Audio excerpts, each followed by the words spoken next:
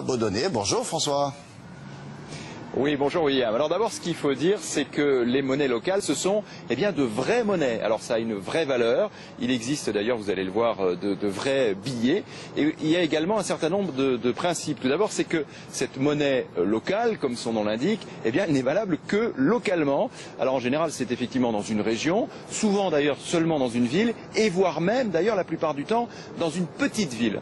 Ensuite, le deuxième principe, c'est que cette monnaie locale a une parité fixe avec l'euro. En général, une monnaie locale, ça vaut 1 euro. Et puis il y a un troisième principe qui est complètement différent évidemment de ce qui se passe avec l'euro, c'est qu'en fait la monnaie locale perd de sa valeur si on ne l'utilise pas. L'objectif c'est qu'elle tourne, l'objectif c'est qu'elle vienne alimenter la richesse locale, qu'elle soit réinvestie chez les commerçants, dans les entreprises. Alors les monnaies locales ont toujours existé, d'ailleurs ça existait au Moyen-Âge, ensuite elles avaient disparu. Et là, la nouveauté, William, c'est qu'elles sont en train de réapparaître. Et évidemment, la crise de l'euro y est pour quelque chose.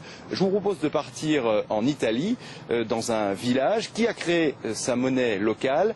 Et cette monnaie a un nom très joli, c'est le fiorito. Et fiorito, ça veut dire fleuri. Regardez. Le village a moins de 600 âmes et pourtant il frappe sa propre monnaie. D'ailleurs au café de la place, ce n'est pas en euros que l'on paye, mais avec la monnaie locale et surtout concurrente, le fiorito. 30 fioriti, allora 10, 20, 30 fioriti. Les billets sont à l'effigie du maire de la commune. Il faut 2 fioriti pour faire 1 euro et plus de 20 000 de ces petites coupures sont déjà en circulation. Ce n'est pas une provocation. On croit vraiment à ce qu'on fait. Et nous avons de bonnes chances de créer une principauté. Car Filettino est un village qui se rebelle contre l'Europe et surtout contre l'austérité décrétée par Rome, sa grande voisine. Les habitants affirment même qu'ils veulent l'indépendance. Nous, les citoyens de Filettino, nous sommes un peuple fier. Nous avons donné des guerriers à l'Empire romain et nous n'avons jamais peur. L'État doit comprendre ça. Sans aller jusque-là, partout en Europe, la crise économique encourage le développement de monnaies locales. Le Chiemgauer en Bavière, le Ropi à Mons en Belgique, le Louis dans le sud de l'Angleterre ou encore l'abeille à Villeneuve-sur-Lot en France. Ces monnaies, tout à fait légales, ont toutes pour objectif de développer l'activité économique locale. Leur succès est croissant, car l'euro, lui, est souvent bien impopulaire. Non, franchement, c'est vraiment parce que l'euro est en crise que ces monnaies concurrentes, on peut les appeler comme ça, fleurissent un peu partout. Vraiment, c'est ça?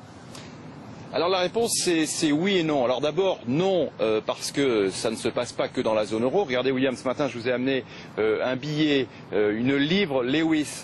Lewis c'est une petite ville du sud-est de l'Angleterre. Bon, et là-bas les monnaies locales se développent aussi et on le sait là-bas évidemment c'est la livre sterling. Donc ça ne concerne pas que la zone euro. Mais oui quand même parce que on sait si vous voulez qu'à chaque fois qu'il y a une crise économique et surtout une crise monétaire, les monnaies locales se développent. Alors ça a été le cas lors de la grande crise de 1929.